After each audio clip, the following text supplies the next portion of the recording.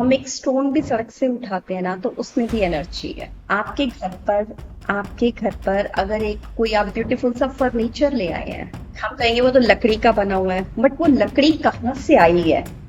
क्या वो लकड़ी किसी पेड़ से निकल के आई है, या वो लकड़ी किसी ऐसी जगह से आई है जहां कोई डेड बॉडी चल रही, उसका भी इम्पैक्ट आता है। तो हर चीज ना एनर्जी को ऑब्जर्व करती है, और वो एनर्जी ही हमारी डे टू डे लाइफ को चैनलाइज करती है।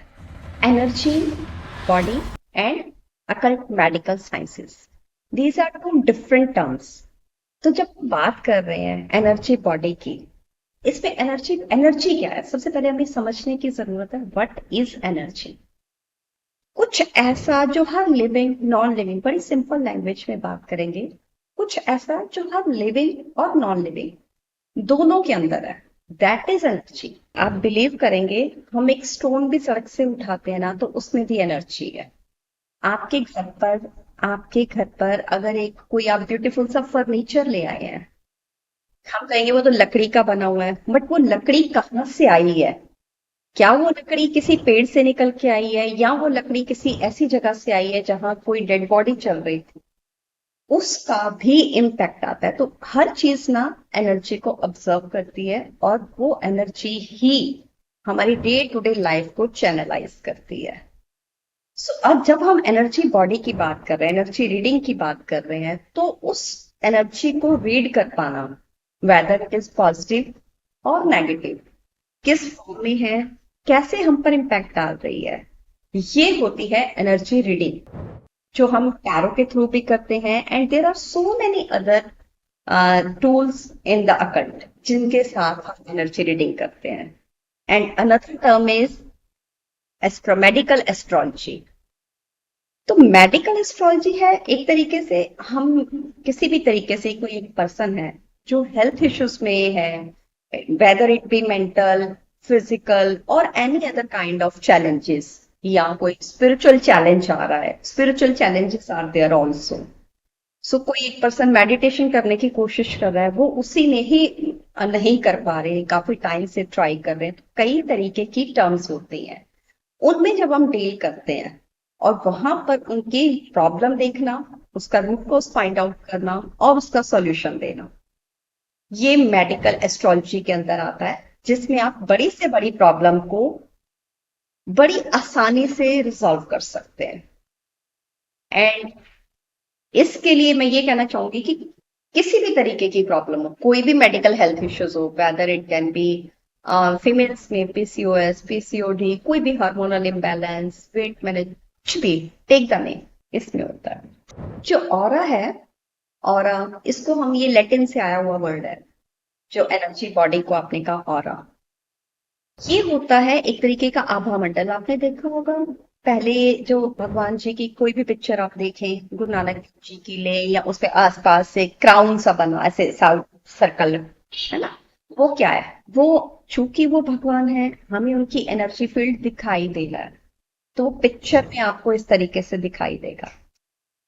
बट बट जब हम बात कर रहे हैं नॉर्मल ह्यूमन बीइंग की, सो हमारा ऑरा उतना स्ट्रांग नहीं होता एक आम इंसान का ऑरा। तो जो जो ऑरा ऑरा क्या है, एक तरीके से आपकी बॉडी के ऊपर एक कवरिंग, जो आप ही की एनर्जी के बाहर डिपिक्ट हो रही है।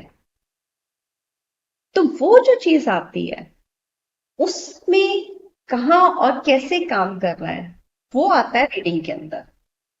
बट एक आम इंसान का ऑरा जो होता है वो 10 से 15 फीट के अंदर आता है।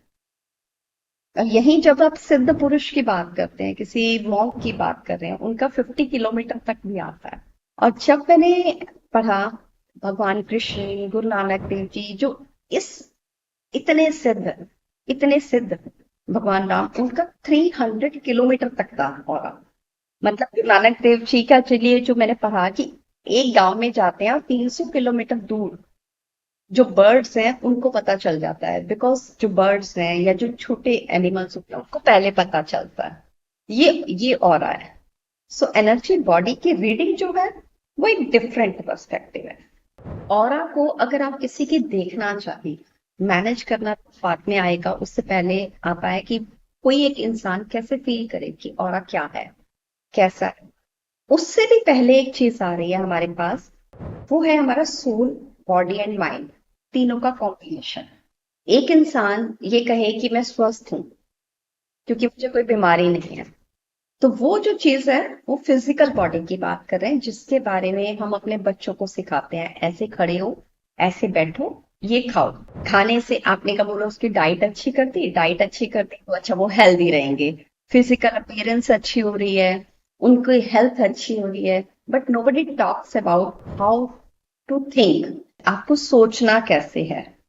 क्योंकि जो हमारा शरीर है, हमारा मन है और हमारी आत्मा है, जब ये तीनों बैलेंस में आते हैं और इन तीनों की एक एनर्जी आती है, तब बात आती है कि आपका ऑरा पॉजिटिविटी की तरफ चलता है।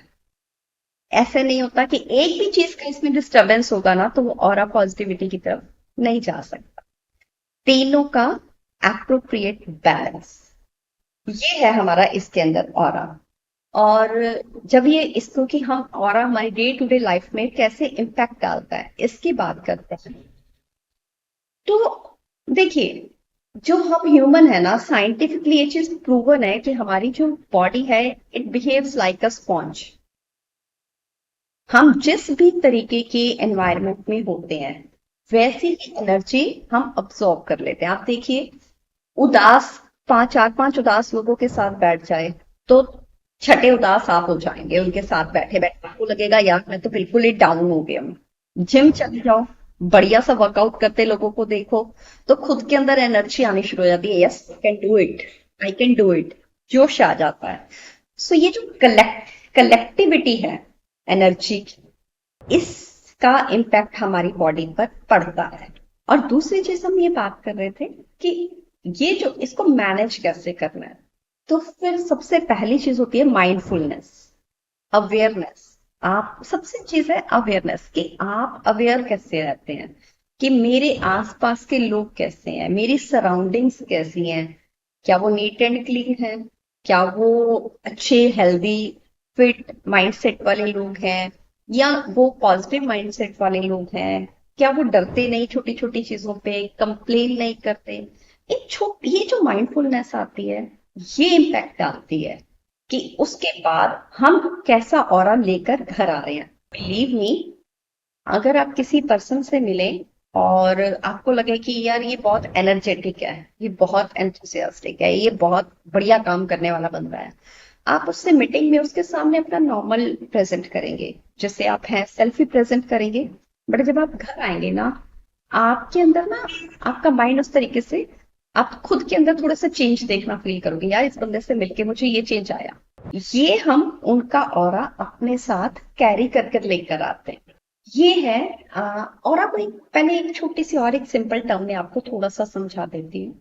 जैसे यूनिवर्स में हमें पता है हवा है हर तरफ, हम सबको पता है एनवायरनमेंट में हवा है ना, वो एटमॉस्फेयर में इट इज अ लेयर जो हमें दिखाई नहीं दे रही, मिक्सचर ऑफ गैसेस, हम उसको देख नहीं पाते बट हम सबको मालूम है atmosphere is there, it is a kind of blanket of air.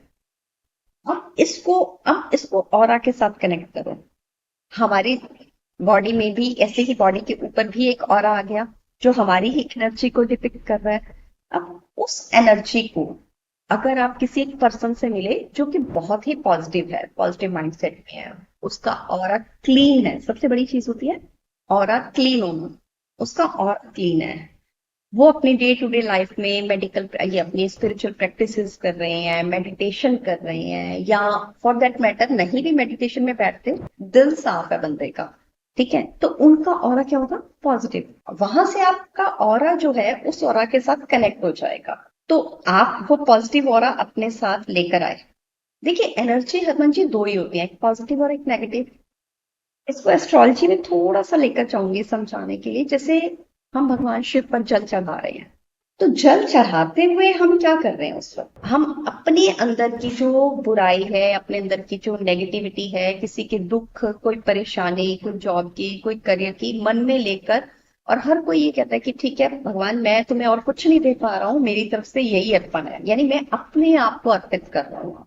Water जो है बेसिकली सिंबोलिज्म है माइंडसेट का, मून जो है मून, तो उसके साथ तो हमने दिया, तो हम उनसे क्या लेकर आए, पॉजिटिव एनर्जी। इसी तरीके से आप किसी इंसान से मिल रहे हो और अगर वो नेगेटिव एनर्जी कैरी किए हुए है, उनका ऑरा क्लीन नहीं है, उनका ऑरा डिस्टर्ब है, तो आपका ऑरा उनके ऑरा के साथ क्लैश हो जाएगा और आप अपनी पॉजिटिव एनर्जी जो आप में थी ऑलरेडी वो आप वहां छोड़ आएंगे और उनकी नेगेटिव एनर्जी आप तक आ जाएगी। ये होता है इसके बीच।